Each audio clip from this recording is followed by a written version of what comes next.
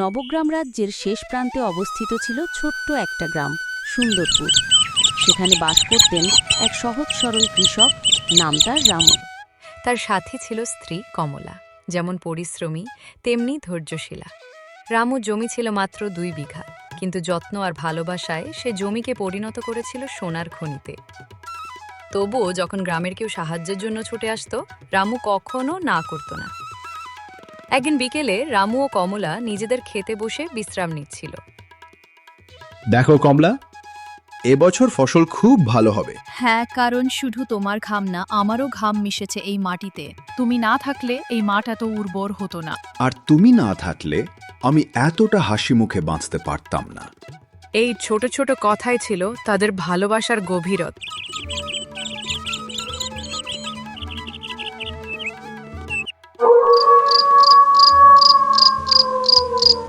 রাতে ঘুমানোর আগে কমলা হঠাৎ বলে উঠল, আমি তো ভুলেই গেছি, বাড়িতে কাঠ নেই একটুও।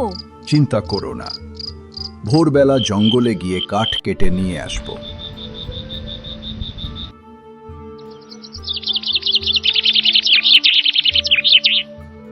পরদিন সকালে কাঁধে কুঠায় নিয়ে রামু চলল জঙ্গলের দিকে। মেঘে ঢাকা সকালের আলো ছুঁয়ে যাচ্ছিল তার পথ।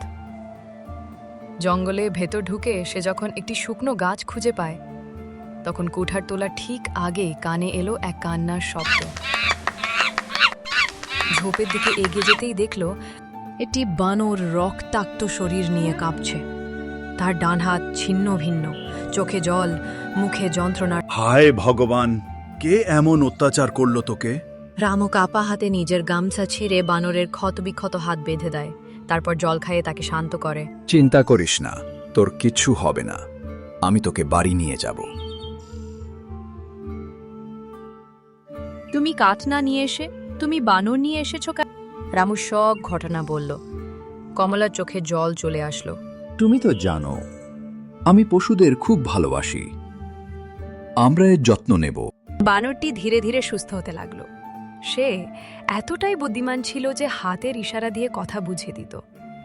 একদিন রাতে হঠাৎ সেই বানর গলার আওয়াজে কিছু বলার চেষ্টা করল।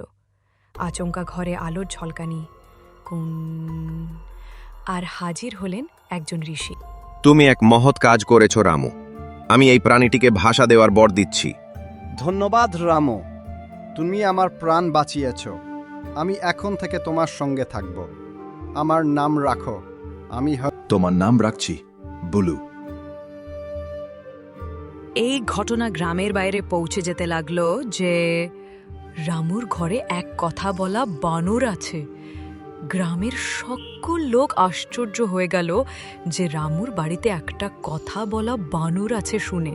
এই খবর পৌঁছালো জমিদার শম্ভু দাসের কানে। এই রামুর এত সাহস, এমন বানর নিয়ে নিজের জনপ্রিয়তা বাড়াচ্ছে। ওর জমির ওপর তো আমার নজর অনেক দিন থেকেই আছে। বুলু তো কথা বলে, সেটা বাজারে নিয়ে গেলে টাকা উঠবে হাজার হাজার। ঠিক আছে, সময় হলেই ফাঁদ পাতব।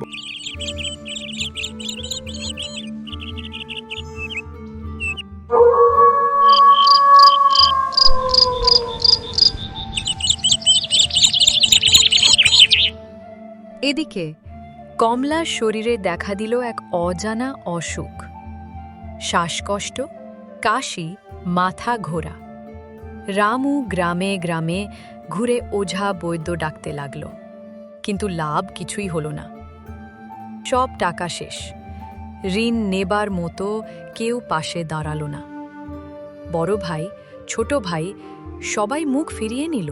আমি ঋষির কাছে যাব, তোমার স্ত্রীর জন্য ওষুধ নিয়ে এসে জীবন আমি বাঁচাবো।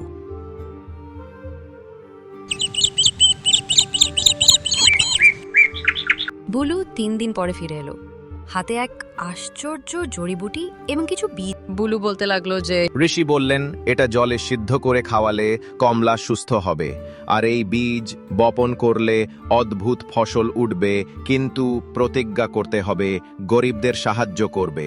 আমি প্রতিজ্ঞা করছি শুধু কমলা ফিরে আসুক। সত্যি 3 দিনের মধ্যে কমলা পুরোপুরি সুস্থ হয়ে উঠল। রামু বীজ বপন করতে শুরু করলো। 1 মাসের মধ্যে জমিতে উঠল ঝকমকে সোনার রঙের ফসল। গ্রামের লোক হাঁ করে তাকিয়ে রইল। এই বীজ আমার নয়, ঋষির আশীর্বাদ। তোমরা যারা গরিব এসো, আমি বীজ দেব। এভাবে রামুর সাহায্য গ্রামে গ্রামে ছড়িয়ে পড়ল। জমিদার তখন ভয়ানক রেগে গেল। এই বুলুকে মেরে ফেলতে হবে, ওই আসল রামুর শক্তি। একদিন জমিদার রামুকে মাঠে ডেকে পাঠালো। তোমার ফসল দেখে আমি খুশি। এই বুলুকে বাজারে নিলে লাখ লাখ টাকা আসবে। বুলুকে বাজারে নিলে লাখ লাখ টাকা। না, বুলু আমার বন্ধু, আমি তাকে বিক্রি করব না। পরদিন রামু মাঠে কাজ করছিল। হঠাৎ ঝোপের আড়াল থেকে একটি তীর ছুটে এলো ঠিক তার দিকে, কিন্তু তার আগেই বুলু ঝাঁপিয়ে পড়ে নিজেকে ঢাল করে রামুকে বাঁচালো। না বলু না। বন্ধু মানে শুধু পাশে থাকা নয়, প্রয়োজনে জীবন দিয়ে দেওয়া। আমি তোমার সেই বন্ধু।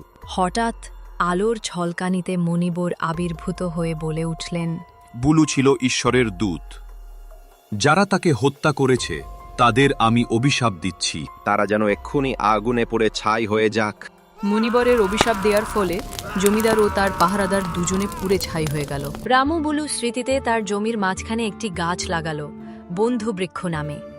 সেই গাছের ছায়ায় বসে গ্রামের মানুষ আজও বলে, বানর আর মানুষের ভেদাভেদ হয়তো শরীরে, কিন্তু হৃদয়ে যারা সত্যিকারের বন্ধু তারা প্রাণের ঊর্ধ্বে। সত্যিকারের বন্ধুতা আত্মত্যাগের মর্ম বুঝিয়ে দেয়।